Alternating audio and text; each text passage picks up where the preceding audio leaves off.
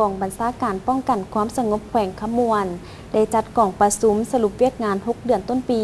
และวางทิศทางแผนการ 6 เดือนท้ายปี 2025 กองประชุมจัดขึ้นท้ายอาทิตย์ผ่านมา โดยการให้เกียรติเข้าร่วมของท่านวันไซพ้องสวรรค์เจ้าแขวงขมวน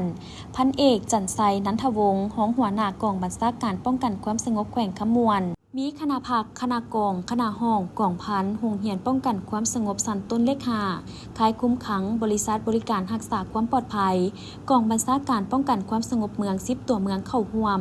พันเอกจันไซนันทวงศ์รองหัวหน้ากองบัญชาการป้องกันความสงบแขวงขมวนได้ขึ้นผ่านทางบทสรุปเวียกงานป้องกันความสงบ6เดือนต้นปีผ่านมา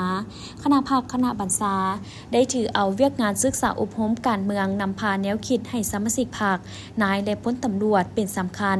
ติดพันกับการนำพาจัดตั้งปฏิบัติเวียกงานวีซ่าเฉพาะผ่านการจัดตั้งปฏิบัติเวียกงานวีซ่าเฉพาะตลอดระยะ6เดือนต้นปี2025ทั่วแขวงขมวนมีคดีเกิดขึ้นทั้งหมด138เรื่องมีผู้ถูกหา239คนหญิง55คนคดีเกิดขึ้นใหม่52เรื่องมีผู้ถูกหา84คนหญิง16คนมังคดียาเสพติด90เรื่องยึดของกลางยาบ้าจำนวน 96,573 เม็ดยาเค 6.9 กรัมคอลลาเจนมีสารเสพติด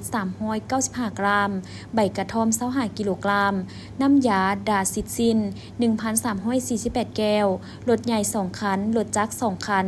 คดีอุบัติเหตุเกิดขึ้น21ครั้งพาหนะเปเพ12คันคนได้รับบาดเจ็บ5คนและเสียชีวิต7คนอัคคีภัยเกิดขึ้น4ครั้งไม่เหือนประเมินผลเสียหายเบื้องต้นประมาณ5ตื้อกว่ากีบเวียกงานคุ้มครองสมโนครัวและก่อสร้างหากฐานมี575บ้านมี 5,891 หน่วยมี 91,186 หลังคามี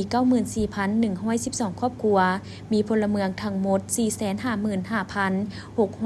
455,699 คนหญิง 235,093 คนปรับปรุงปึ้มสมโนครัวให้พลเมืองลาวได้ 43,045 ครอบครัวมีพลเมือง 203,488 คนหญิง 105,034 คนไทยโอนสมโนครัวเป็นเอกสารอิเล็กทรอนิกส์ได้ 63,900 ครอบครัวออกบัตรประจำตัวใหม่ 1,482 บัตรสำหรับทิศทางแผนการในต่อหน้าจะสืบต่อเพิ่มทวีศึกษาอบรมการเมืองแนวคิดให้สมาชิกพรรคนายและพ้นตำรวจให้มีคุณธาตุการเมืองนักแน่นมีระเบียบวินัยเข้มงวดกำแน่นหน้าที่การเมืองวิชาเฉพาะของตนเฮ็ดให้นายและพ้นตำรวจมีความอุ่นเอียงทุนเทียงมีทัศนะรักมัน